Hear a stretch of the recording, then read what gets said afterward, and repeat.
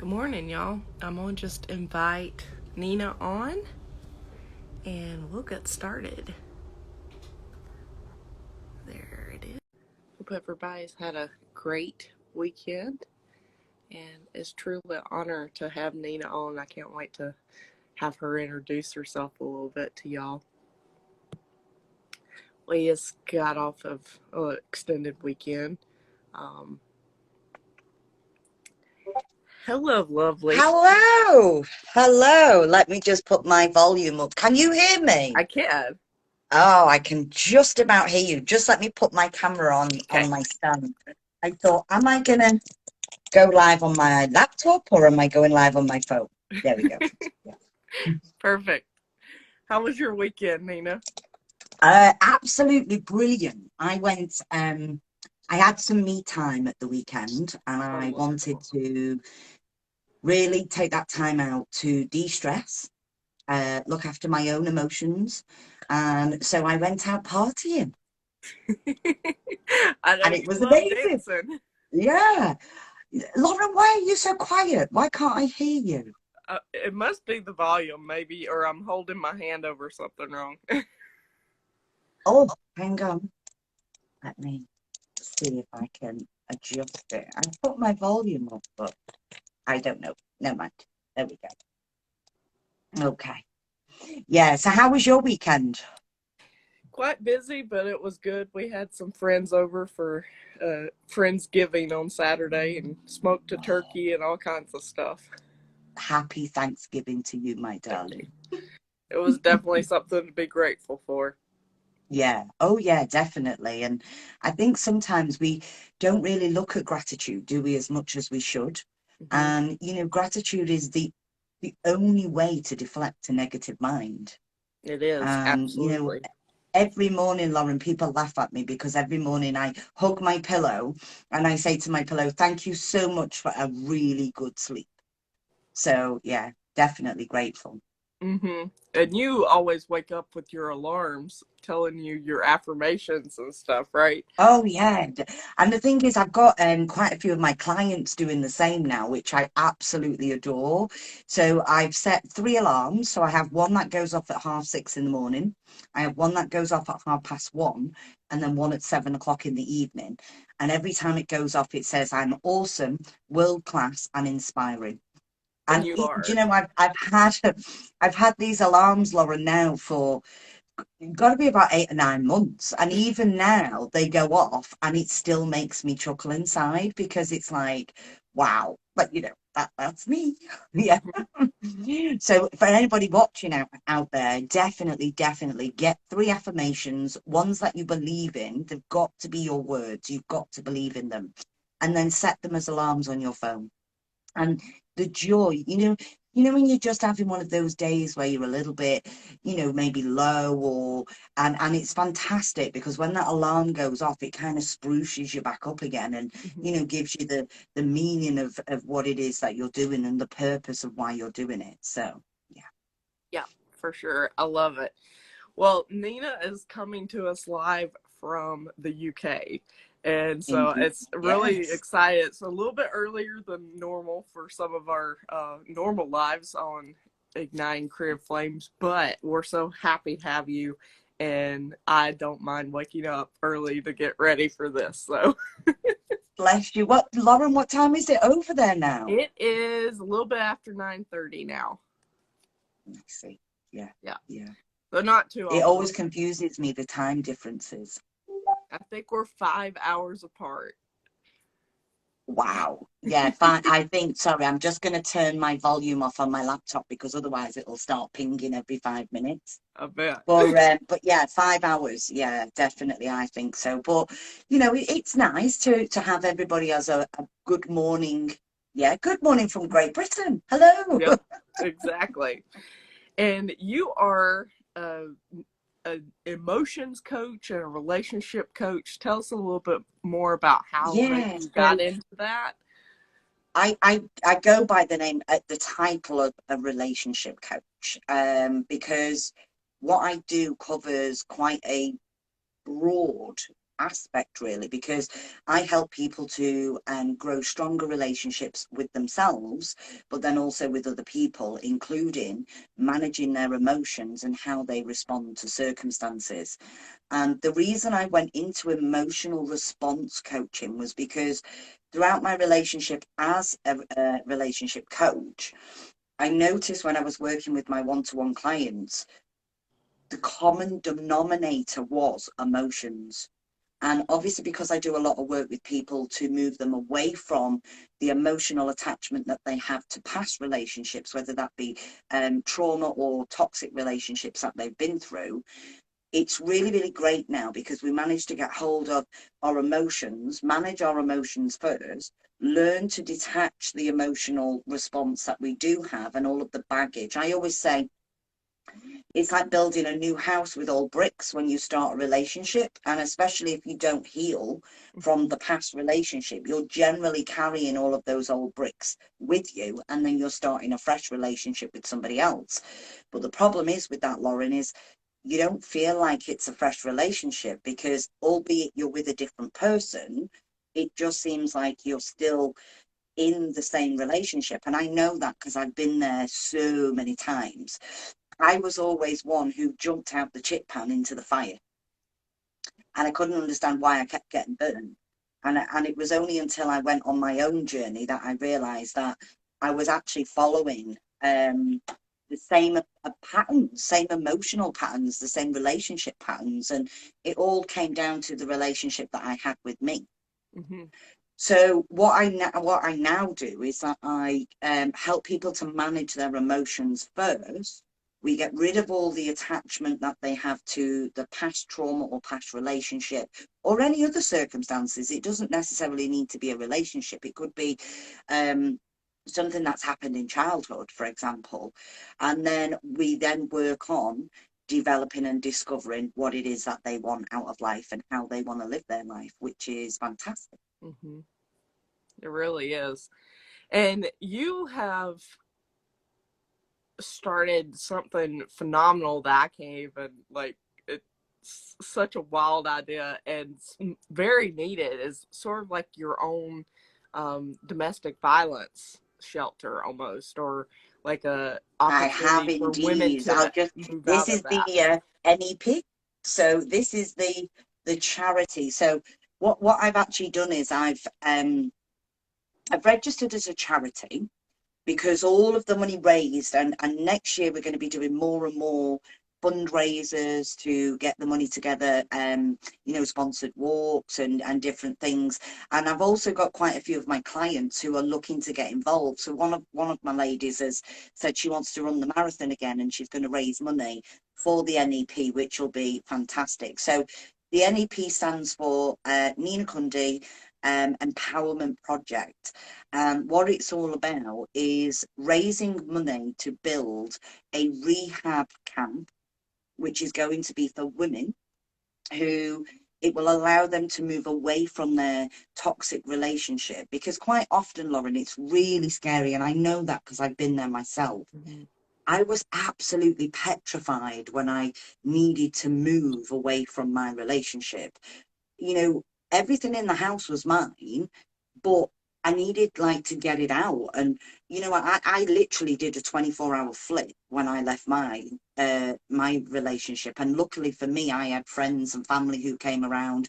We were loading vans up and taking it all to storage. But not everybody has that opportunity where they've got friends and family out there that can come Mm-hmm. and rescue them. So the idea behind this is that I want to build a camp. And on this camp are going to be homes where women can come and stay with their children. They can move away from that toxic relationship. But whilst they're there, they also get all of the therapy and the coaching and the training and, even things like life skills and upskilling them to go out there and get themselves a job. Because some of these ladies are codependent on their partners. They don't have any money. Everything's controlled by Mm-hmm. their abuser. So yeah, I'm so excited. It's like my 10-year dream, but we're going to be able to do it within 2 or 3 years, which is phenomenal. So I Mhm. cannot wait to be able to build this. And it's going to be like a little village because we're going to have a shop on there and there's going to be security there so the women feel safe. And then, we'll have like a kiddies nursery so that I can then go and do events there, which is then going to be able to help the women to move forward and get rid of that emotional attachment and Mhm. just move past it all. And, can you imagine the life they're going to be able to lead afterwards? And especially being that role model for their children as well. Yeah, absolutely. And that one, being able to like heal your own stuff and move forward so that you can actually like change generational or just even within your own life those different traumas and stuff that have been holding you back is amazing. Yeah. Oh, yeah, definitely. And the thing is, when I went on my own emotional journey and my self-development journey, I wrote a book because I was like, I felt like I was Forrest Gump and I just needed to write, where he wanted Mhm. to run, I just needed to write.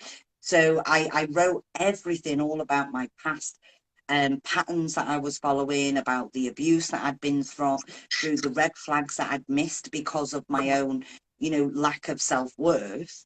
Right. Um, so it was brilliant just to get it all out there. And then I think that's where my passion for relationship coaching fell in place because I've coached women for around about 19 years, Lauren, with business and helping them to build and get financially free and, managing their time. And the relationship side of it, I just fell in love with because to actually feel how I feel now and to be able to pass that feeling over to other people Hmm. is is so remarkable. The work we do as coaches is phenomenal. And it's like I have my clients saying to me, Nina, I need to pinch myself. And I'm like, why? And they're like, because I don't know if I'm dreaming or not. And I'm like, no, darling, you're not dreaming. This is life now for you. And it's so nice to be able to see them now and the posts they put out on Facebook and the emails they send me and the messages they send me, none of it's negative. Everything's positive and they're like, wow, this has happened and look at what I'm doing and that just fills me with joy. I'm like, Yes, absolutely. And that's probably one of the huge things that you have to help them shift is like moving from that negative viewpoint to I do actually live in abundance and I do have all this good stuff around me. I just have to be able to identify it again. yeah, definitely. And I think it's quite funny really because some people say to me, Nina, you're a life coach. And I'm like, I'm a relationship coach. But then when you think about it, the work that I do a lot of mindset coaching. I do a lot of life coaching. So even though I am a relationship coach, it's kind of like I offer the full package because they come to me and we do whatever we need to do, give them the tools and the techniques for them to move forward. And then it's just beautiful after they've worked with me for 3 or 4 months. The change in them is phenomenal, and it's so nice to be able to see the changes as it goes along. And I love it because they say to me, oh my god, I've had a really weird week. And I'm like, why? And they're like, I don't know how to feel. And I'm like, what do you mean you don't know how to feel? And they're like, well, I feel free. And I'm like, that's beautiful. Do you know what I mean? That's what we want you to feel. So yeah, there is a lot of mindset. And what I have noticed is there's a lot of people that sit in victim mode Hmm. and they like it. And this sounds absolutely horrendous. But you see, the problem is, Lauren, they get all of the attention for all the wrong reasons. And a lot of people are too scared to move out of that mode because if they move out of that mode, they feel like they're not going to get any attention anymore. But the difference is they get more attention, they get more love in their life, and it's all for the right reasons rather than, picking the phone up and saying, oh, I can't, this has happened to me today. And then, spending hours and hours in that negative energy. explaining stories over and over again Hmm. when, really we could be telling people about all the good things that are in our life instead of all the negative things that Hmm. Yeah, it's so important to like move past that, and I know that within my journey, that's been one of the huge things that's really started propelling me away from, like, I knew that I lived in abundance, but at the same time, it just everything just kept piling on top of each other, and I was definitely stuck in that victim mode as well. And once you're able to like move past that and like, okay, ego, shut up. Like, yeah, I yeah. know I mess up sometimes, but I'm just going to keep going forward. And I learn through failure. And, just so long as you don't repeat the same thing over and over again, you're going to continue growing and moving forward. Absolutely. And we can change patterns. And Mm-hmm. the way I describe it to my clients, my customers is, it's like you have a way of making a cup of tea. Okay. And some people put the tea bag in, they pour the water in, then they put the milk in. And some people do it the other way around. And the thing is, if I said to you, right, Lauren, we just need to put the milk in before you pour the water, you'd be like, oh, I can't do that. How am I supposed to do that? That's really strange because I've never made a cup of tea like that before. But if we stuck to it and we poured the water in, put the milk in, or we change the pattern, eventually it becomes a habit. But what we're doing then is we're creating good habits instead of habits that are going to drain our energy. And that's the thing. We can change patterns of behavior with anything, providing we know what it is we need to do to change and to tweak Mm-hmm. the pattern. And that's where I come in because, we start off looking at what it is they want, what they want to move away from, how they want to live their life. And once we find out what the outcome is, we can then look. I'm not a believer of sitting in the past. To me, I always say people sit in the bath of shit. And it's so funny because all of my clients know me for the bath of shit. And everybody says, I don't want to sit in my bath of shit anymore, Nina. I'm like, come on then, let's drain it. Let's pull the plug out. But when we look into the past, we're only looking into the past to spot the habits and the patterns. We don't sit in the past because it's not going to do us any justice at all. So, we work from where we are now, we look at where we want to be, what we want to achieve, and then we just tweak the patterns as we go along. And because they are tweaks, they're not massive changes. This is where then the shock comes with the clients because then they have this light bulb moment and they go, oh my God, I didn't realize. And I'm like, you know, 3 weeks ago, you wouldn't have even thought about that. And now look where you are now. I love that because they don't see it as a win, but Mm-hmm. it is a win. Do you know what I mean? And we need to celebrate all of these little wins. And Yeah. excuse me, one of my clients said to me, she said she only realized how far she'd come because we'd started a mood journal at the beginning of our sessions together. And when she read her first page to where she was like, wow, oh my God, the difference is phenomenal. And I think it shocked her. It didn't shock me because I know I'm awesome. Do you know what I mean? But it really shocked her because she was like, her thought process had changed, Absolutely. the way she approached challenges had changed, but it had changed in such a way because I have such a great process that she hadn't noticed until that point. And it was Mm-hmm. just brilliant. But I love it. I love it. Yeah, for sure. And it's so crazy because like you're sitting there as the person that you need help, that there's certain things that you need to start making changes with, but until you actually get someone like you that's a coach or even a really good friend or whatever that has a little bit of the training, they are not, you're not going to be able to see all of the things, and having that person there as a mirror to actually sort of like reflect back on you, like, hey, this is what you're doing, this is how it's got you there, let's make those changes. It's so so important. Oh, massively. And I had a client who started with me about 6 months ago, and she was in a toxic relationship, and she'd been in this marriage for 26 years. Her self-worth was that low. I could literally pick her up from the floor. And she'd followed me for quite a few months. And she was like, no, I'm not ready. I'm not ready. And I was like, that's absolutely fine, because I'm a firm believer in action takes us forward. And my clients, I pick who I want to work with on the basis of whether they're ready, because it's so crucial that they are ready to make this change. If they're not ready to make the change, then it's not going to serve me or the client to work with them at that particular point. And she messaged me one day and she said, Nina, can I have a quick 5 minute call with you? And I was like, yeah, yeah, no problem.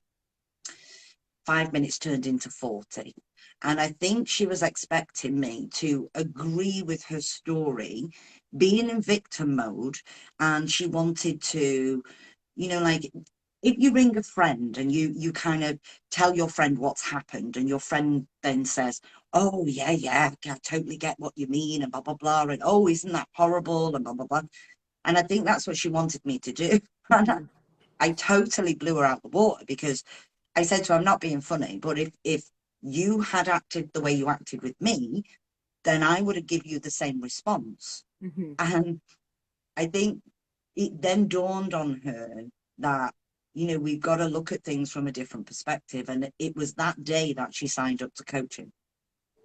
And now she's in a new relationship. She is loving life. Her life is so settled. Her self-worth is like through the roof. Her standards are up here. Do you know what I mean? And she's put boundaries in, and Mm-hmm. now she's found somebody who respects her for those boundaries. And that's what we want. Mm-hmm. We want to have that partner that's going to give us the respect and the love for who we are, not because they want to try and change us. Right. Absolutely. And one of the stories I've heard you talk about with like emotional boundaries, especially, or, those people that do want to suck all of your energy out, just put up a boundary and be like, the one that you were talking about where she was texting you so much and you were like at work or something and you couldn't answer immediately. Uh, Tell all the viewers a little bit about that situation and how you approached dealing with that, because Well, the thing especially is, around this time of year. yeah, definitely. And the thing is, even as coaches, we have to have boundaries, because, we have working hours like everybody else does. We can't be on our phone 24/7. It just wouldn't suit us to do that. And, we've got to think about filling our cup up first as well, because if we're like, that's why I went out at the weekend dancing. I did 40,000 steps, let my hair down, and lost a pound and a half. And I was like, yay, that's excellent.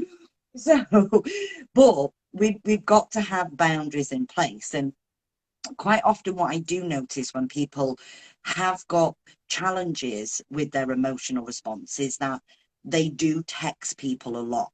Mm-hmm. So I had one client who was literally texting, constantly texting. But then not only that, would just ring me out of the blue on Facebook. And it was like, I can't just answer calls left, right, and centre. Do you know what I mean? I'm not here to be, at everybody's beck and call. I've got other clients that, I really, really need to deal with. And she'd rang me one night, and I didn't mean to answer the call. I was actually just about to get in the bath. I was like, when your hand slips and the phone answered, and I was like, oh, okay, let's do this. And it was about 9 o'clock at night. So in the end, I said, listen, I said, I can't just, I answered it by mistake. I'm really sorry. I can't just do this. I've got my boundaries. If you want to book a call with me, then click on my calendar, book a call with me, and I will quite happily chat. But the thing is, some people want you to be there 24/7 and they'll text and text and text and text and text. And you have to just politely tell them, because that's where you know that they've got issues with their emotional response, because they're waiting for you to text them back straight away. And if you don't text them back, then they send you question marks. And it's like, oh, do you know what I mean? We really need to get to grips with this emotion that's going on. And a lot of that is down to self-worth. Hmm. Why are they not texting me back? Why is she not wanting to speak to me? Why is she not, wanting to be there for me 24/7? But we've all got to have boundaries, not Hmm. just us. We've got to have boundaries for our children. We need to have boundaries for our partners. And the way I see it is we have four main personal boundaries. We've got physical boundaries because we need our space. We've got to have our own space. And, I don't live with Mr. David. I live apart from Mr. David because that's how I like it. We've got to have time boundaries. So, Lauren, we've talked about this a lot, about time boundaries, where we've got to make sure that we're putting our goals in, but smart goals, and they are realistic. And we can only do so much in a day because we're not robots. Okay. We don't want to feel exhausted by the end of the night. We've then also got emotional boundaries. Okay. So, are we being respected? Are we running around people pleasing? Or, why are we doing this? Why are we not saving our energy for us? And then the other one we've got is sexual boundaries, which speaks for itself. Obviously, sexual boundaries, you've got to make sure you're consenting, you're having safe sex. And it is what you want. You're not just having sex for the sake of having sex. It's got to be a two-way thing. And if you find you're not enjoying it, then don't do it.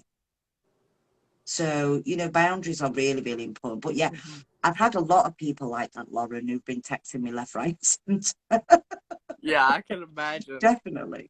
That was one of the big things, especially 2, 3 years ago, that I would get so anxious because I wasn't answering people immediately and stuff like that, because I definitely had issues with self-worth, and like they're going to hate me if I don't immediately answer them, and I'm at their beck and call and I do all these things for them.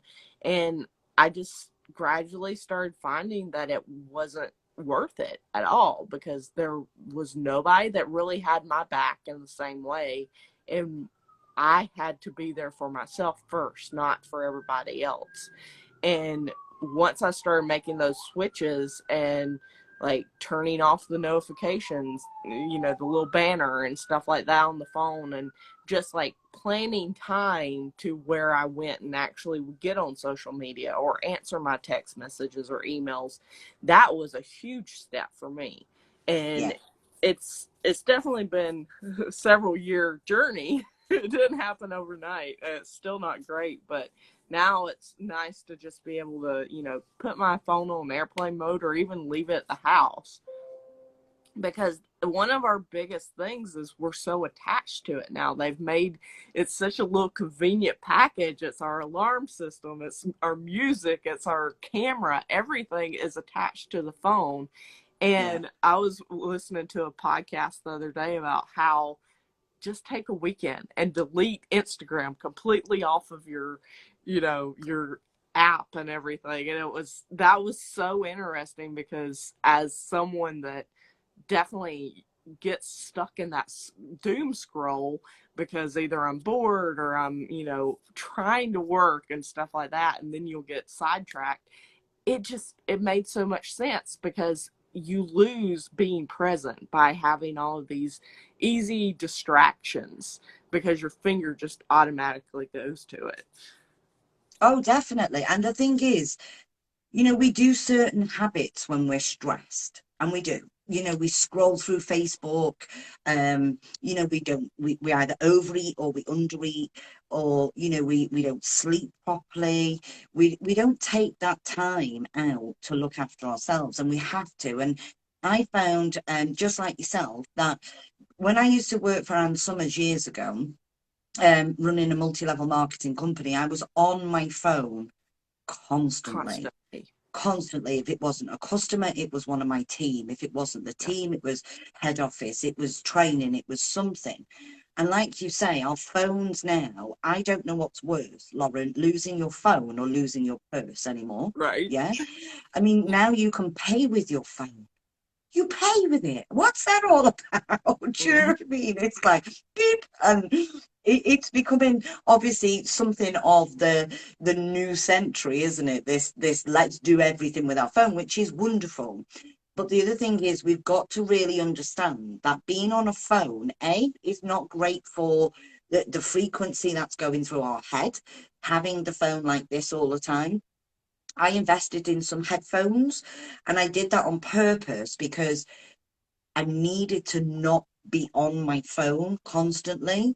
And the other thing is, as well, is that, you know, I don't want to be scrolling on Facebook. I've got emails to do, clients to serve, new ebooks to write, new courses to write, fundraising to do for the NEP. I'm so busy that I don't want to be sat there scrolling. So what I put in place was I spend an hour on Facebook a day, and I do 20 minutes in the morning, 20 minutes in the afternoon, and 20 minutes in the evening.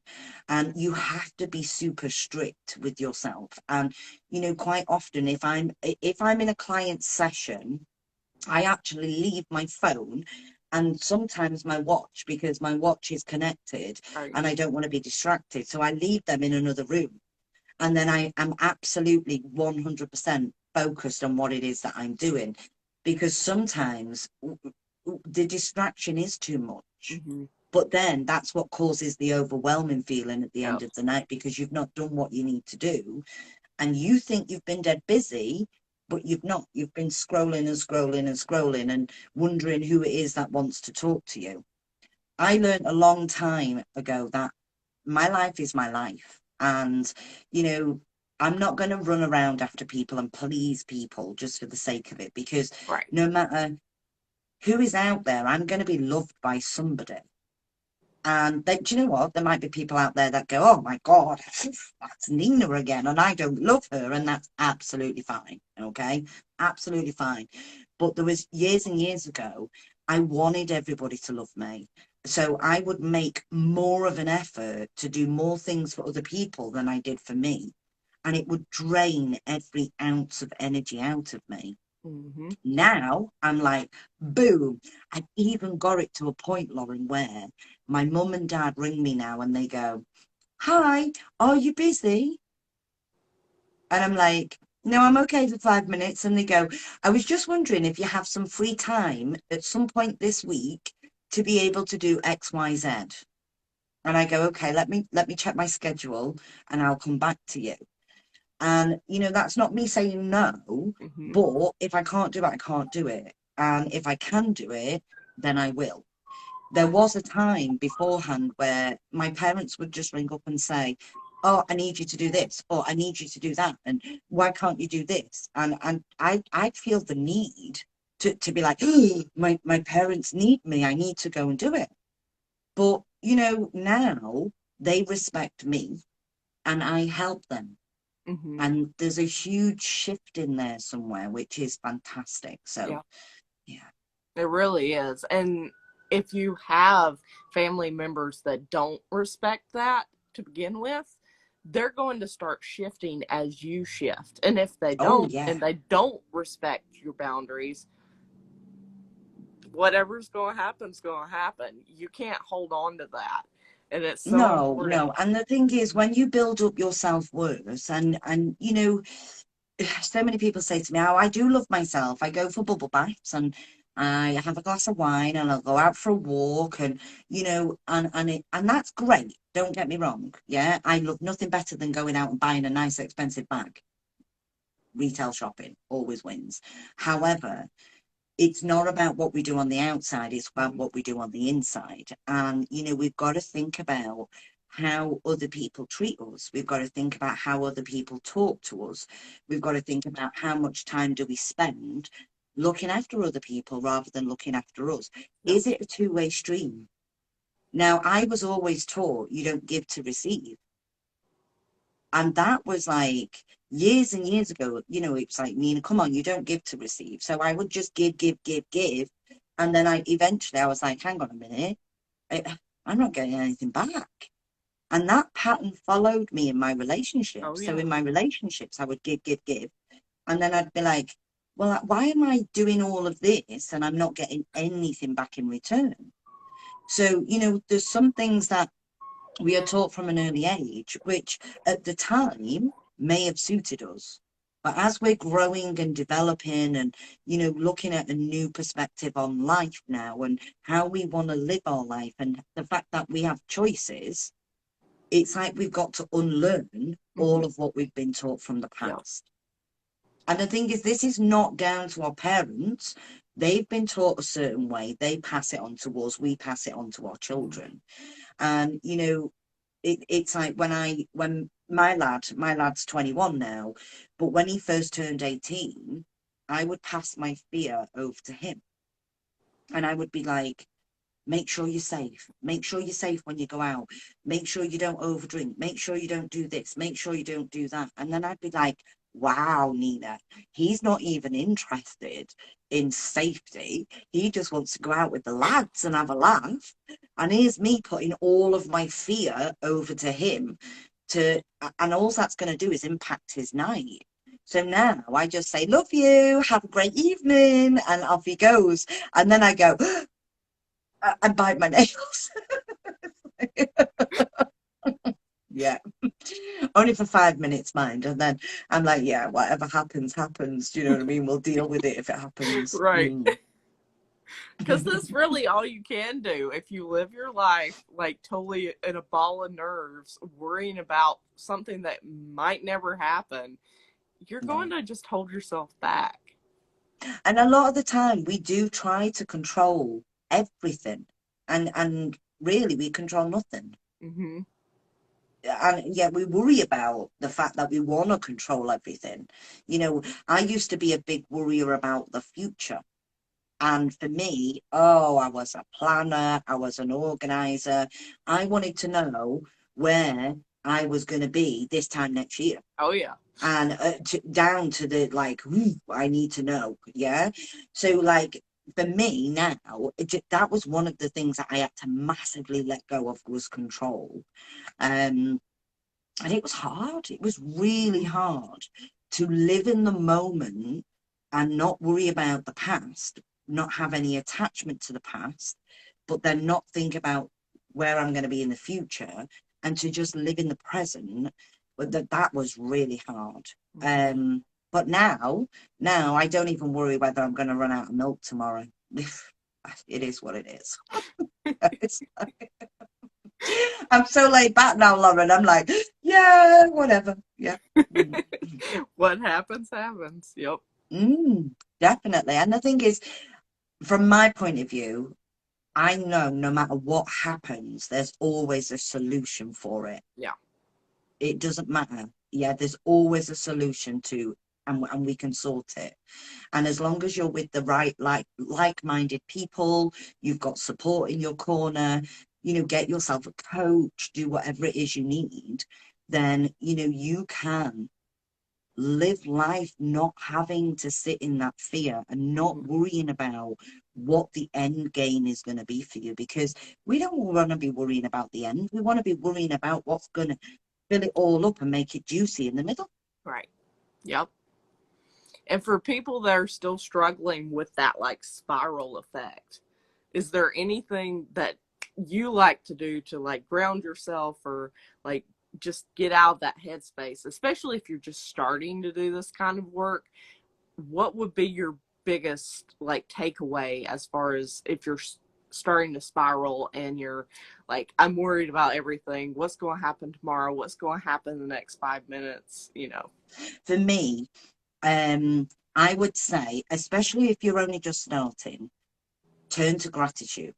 Gratitude is 100% awesome. Okay, because for me, and I think what happened for me was I turned 40, and age was a it wasn't just a number, it was huge for me. I had a wobble when I was 30, because when I was 30 I thought, my body clock's ticking, do I need to have another baby? Is that what it's telling me? But then I sat there and thought, Nina, do you want to have another baby? And I was like, hell no. Do you know what I mean? But all of these things kept going through my head, and I was like, oh my God, I don't own my own house anymore. Do I need to have another baby? What am I going to do? And then when I turned 40, the same thing started to happen. And I was panicking because I didn't think where I was in life at the age of 40. And there'll be a lot of people out there that can Oh resonate yeah. with this, because this happens to all of us women and some men, to be fair. But where I was at 40, I thought, I'm not where I need to be. I should have been here. I should be married properly, because I have been married for 7 months, but that's a whole new story. I should be married properly. I should have my own house. I should do this. I should do that. I should be more settled. And then I was following the ideology of what relationships should be, Mhm. instead of just following what I wanted. And how I grounded myself through that was, A, I was grateful for what I had right now. And that is so powerful. And when we talk about gratitude, it's not just about big things. It's the smallest of things.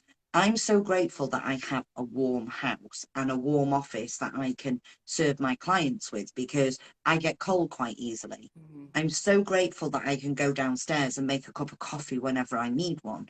I'm so grateful that I've got a car that I can drive so I don't have to walk to the shops. It doesn't have to be massive gratitude. Right. And the other thing is I wrote a list of everything I'd achieved.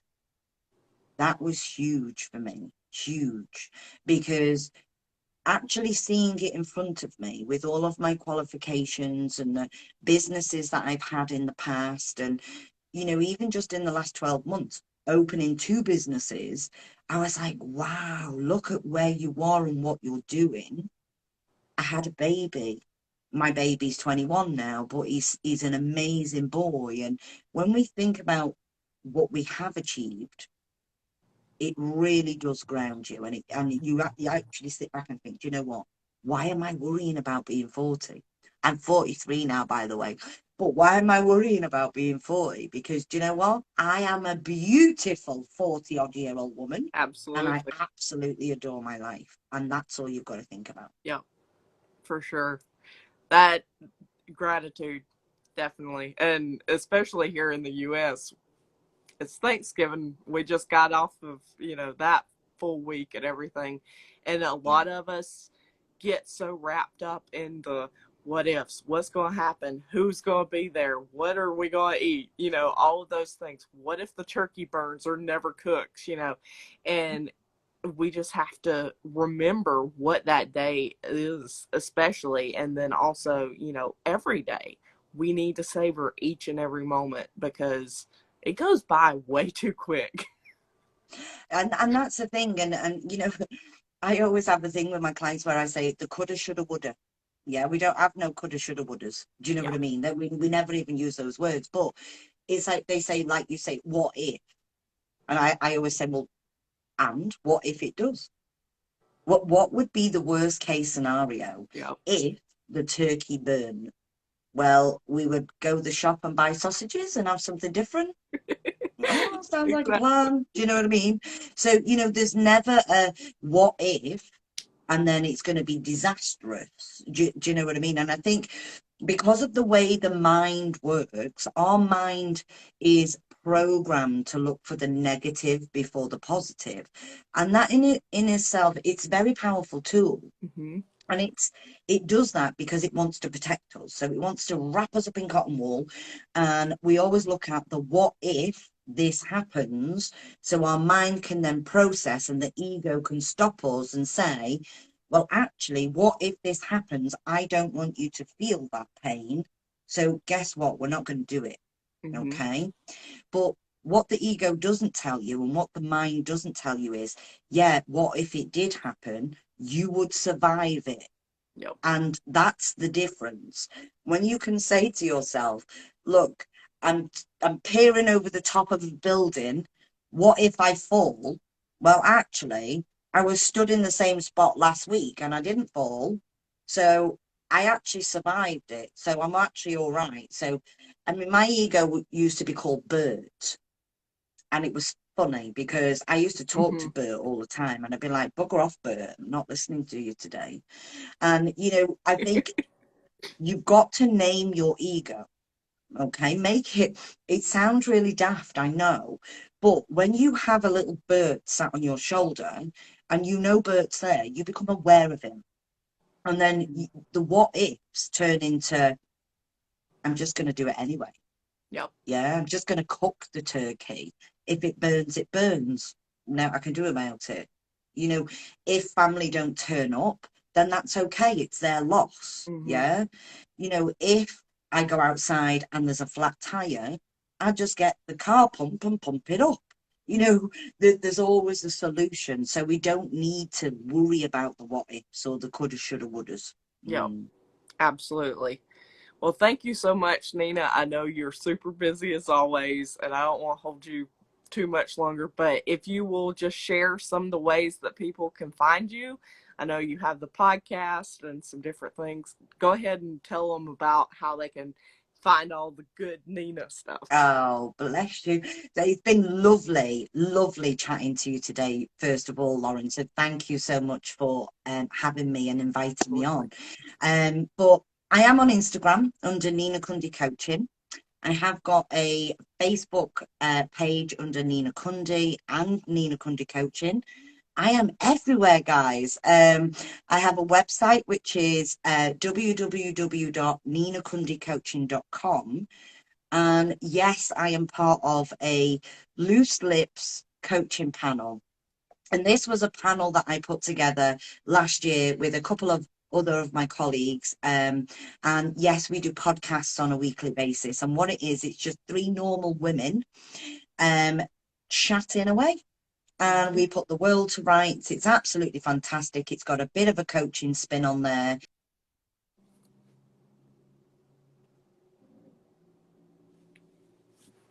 We're having a little bit of a circle of doom. Hopefully, she'll come back in a second. But I was actually a guest on there. One of me. Thank the world there's only one of me. They Yeah. broke the mold when they made me. I completely understand that for sure. We lost a little bit of time there. You went into the doom scroll, but I was just filling them in a little bit on the podcast and everything before Oh, we right. dropped Okay. off. Yeah. Yeah. But thank you so much for being on here. It's been a wonderful, wonderful chat, and It's I've been really beautiful talking to you, my darling. Thank you. yeah, I'll you're see you welcome. soon. Yeah, absolutely. Thanks, Nina. Bye. Have a good day.